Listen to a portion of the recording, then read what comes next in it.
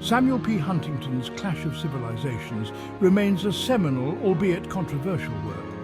Published in 1996, it ignited debate about the nature of global conflict after the Cold War. Huntington argued that future conflicts would not primarily be ideological or economic, but rather they would stem from cultural and religious differences. His thesis centered on the idea that civilizations, with their distinct values and identities, would become the primary actors on the world stage. This clash, he argued, would define the contours of the 21st century. Huntington's work emerged during a time of profound geopolitical transition. The collapse of the Soviet Union had left a void. New power dynamics were taking shape.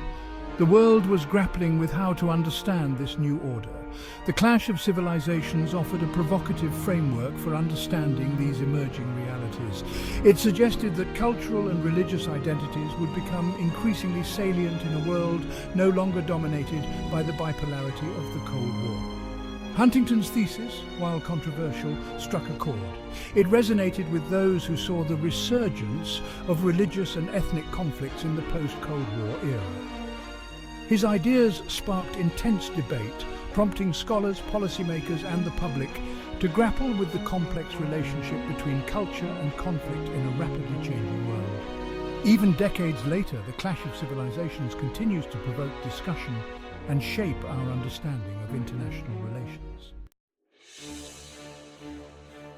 Huntington identified several major civilizations that he believed would shape the future of international relations. These included Western, Islamic, Confucian, Japanese, Hindu, Slavic Orthodox, Latin American, and possibly African civilizations. He argued that these civilizations were defined by shared history, language, religion, customs, and institutions. These shared attributes, he believed, fostered a sense of common identity and belonging among their members. The collapse of the Soviet Union, in Huntington's view, had created a multipolar world. Three major blocs emerged: the West, the Islamic world, and the Confucian world. The West, led by the United States and Europe, represented liberal democracy, capitalism, and individual rights. The Islamic world, stretching from the Middle East to Southeast Asia, was characterized by its adherence to Islam and its resistance to Western secularism.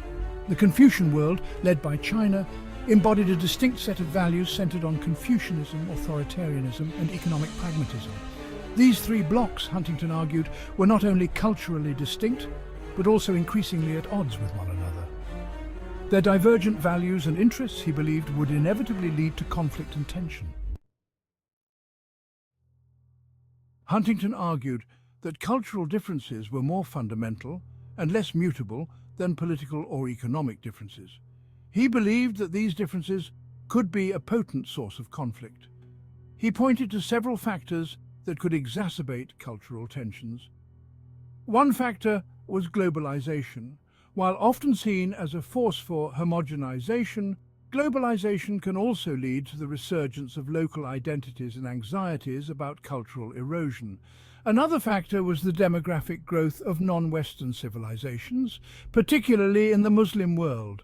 This growth, Huntington argued, could lead to a sense of competition and resentment towards the West.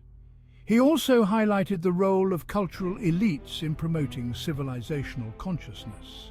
These elites, he argued, often instrumentalized cultural differences for political gain. Huntington argued that fault lines between civilizations were becoming increasingly apparent. He pointed to conflicts such as the Bosnian War, the Rwandan genocide, and the Israeli-Palestinian conflict as evidence of his thesis. These conflicts, he argued, were not simply about territory or resources, but were driven by deeper cultural and religious cleavages. Huntington's Clash of Civilizations has been widely criticized for its essentialism, its oversimplification of complex realities, and its potential to exacerbate the very conflicts it seeks to explain. Critics argue that Huntington's emphasis on civilizational differences ignores the diversity within civilizations and the commonalities across them. They point out that civilizations are not monolithic entities, but are internally diverse and constantly evolving. Moreover, critics argue that Huntington's focus on culture as the primary driver of conflict ignores the role of political, economic and social factors. They argue that conflicts are often driven by competition over resources, power struggles or historical grievances, rather than simply by cultural differences. Furthermore, critics contend that Huntington's thesis is based on a Western-centric worldview that overlooks the agency and perspectives of non-Western actors. They argue that his framework reinforces a binary view of the world, dividing it into us versus them and potentially fueling prejudice and discrimination. Despite these criticisms, The Clash of Civilizations remains an influential work that continues to shape debates about the nature of global conflict. Its enduring relevance lies in its ability to provoke critical thinking about the role of culture and identity in international relations.